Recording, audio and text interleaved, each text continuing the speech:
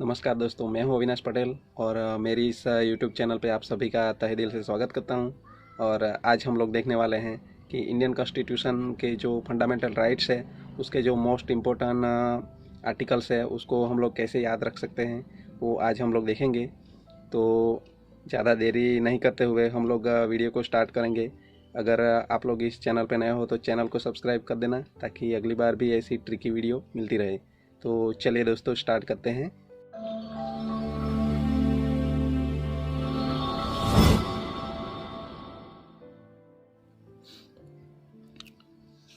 Tricks of important articles of fundamental rights.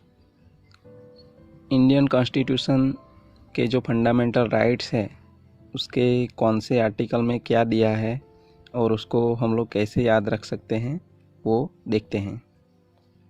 तो article number 14 उसमें क्या दिया है, इक्वालिटी बिफोर लॉ। तो लॉ सबके लिए सेम रहेगा और उसका ट्रिक क्या है, इक्वालिटी। तो आप लोग को उसके लिए इक्वालिटी कीवर्ड याद रखना पड़ेगा। आर्टिकल 15 में क्या दिया है, prohibition of discrimination on grounds of religion, race, caste, sex और प्लेस ऑफ बर्थ। तो इन बेसिस पे किसी का भी डिस्क्रिमिनेशन नहीं किया जाता है। तो हम लोग इसके लिए कीवर्ड कौन सा याद रखेंगे, डिस्क्रिमिनेशन। आर्टिकल नंबर 16 में क्या है, equality of opportunity in matters of public employment. तो पब्लिक एम्प्लॉयमेंट में सभी को इक्वल अपॉर्चुनिटी मिलनी चाहिए, ऐसा इस आर्टिकल में दिया है। तो उसके लिए हम लोग कौन सा कीवर्ड याद रखेंगे, अपॉर्चुनिटी।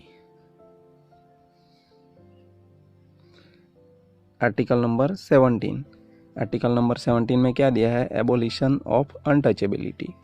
तो अनटचेबिलिटी को नाबूद करने के लिए ये आर्टिकल है। तो इसके लिए हमें क्या याद रखना पड़ेगा, अनटचेबिलिटी।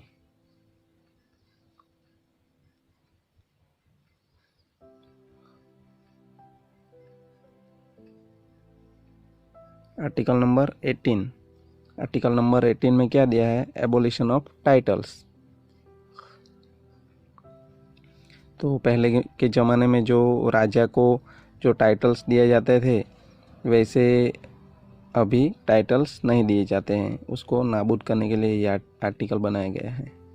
तो उसके लिए हम लोग क्या याद रखेंगे, टाइटल कीवर्ड याद रखेंगे। आर्टिकल नंबर 19 में क्या दिया है, protection of certain rights regarding freedom of speech. तो बोलने के लिए स्वतंत्रता इस आर्टिकल में मिलती है। तो उसके लिए हम लोग क्या याद रखेंगे, स्पीच कीवर्ड याद रखेंगे।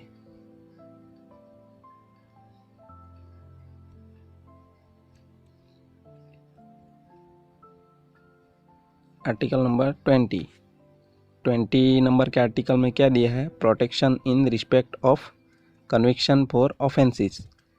तो किसी भी ऑफेंस के लिए किसी भी व्यक्ति को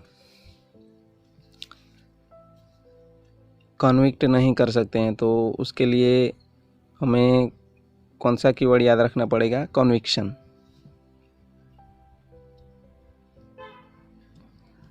आर्टिकल नंबर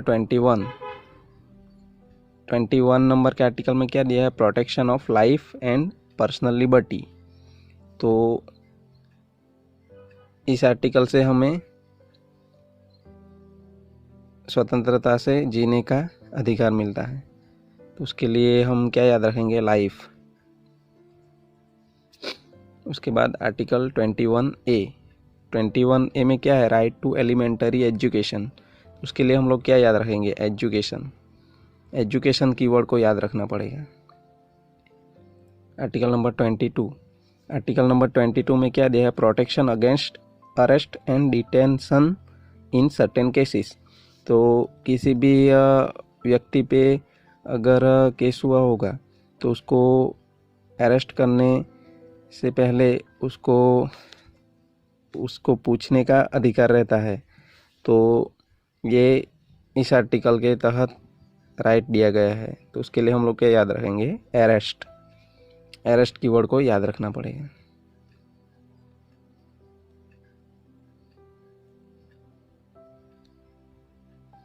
उसके बाद है article 23, prohibition of traffic in human being and force labour.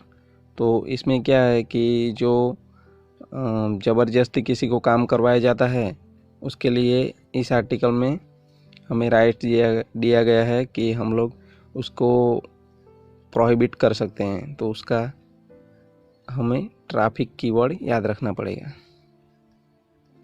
उसके बाद है आर्टिकल 24। आर्टिकल 24 में क्या दिया है? Prohibition of employment of children in factories. तो इसमें चाइल्ड लेबर के बारे में बात की गई है। तो चाइल्ड लेबर को प्रतिबंधित करने के लिए इस आर्टिकल में प्रावधान दिया गया है। तो उसके लिए हम लोग को कौन सा कीवर्ड याद रखना पड़ेगा? Child labour. Article number 25, freedom of conscience and free profession practice and propagation of religion. तो यहाँ पे किसी भी व्यक्ति को इंडियन टेरिटरी में कोई भी धर्म को